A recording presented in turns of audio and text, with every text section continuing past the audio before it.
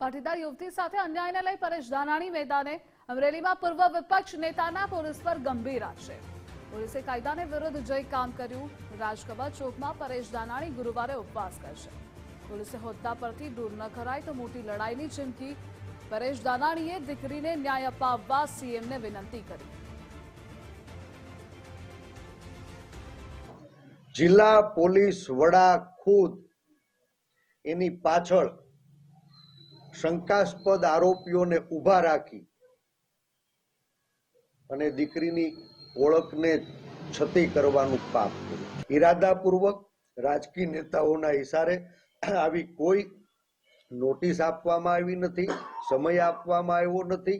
અડધી રાત્રે રાજકીય દુશ્મનોને પતાવવા માટે કાઠલા પકડી અને પોલીસની કસ્ટડીમાં ધકેલવાનું પાપ નેતાઓના ઇશારે અમરેલીની પોલીસે કર્યું છે.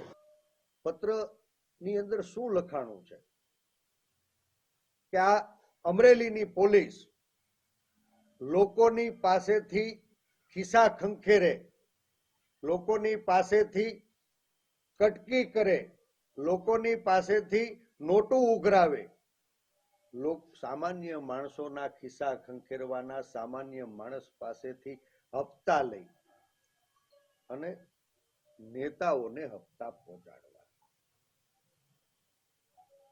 નેતાઓ માટે સામાન્ય માણસના ખિસ્સા ખંખેરનારી પોલીસ જ્યારે એની છત્રછાયા એવા નેતૃત્વ ઉપર સવાલ પેદા થયા ત્યારે સત્યને છુપાવવા માટે આ બનાવટી લેટરકાંડની ફરિયાદ ખોટી દાખલ કરાવી છે એવું મારું સ્પષ્ટ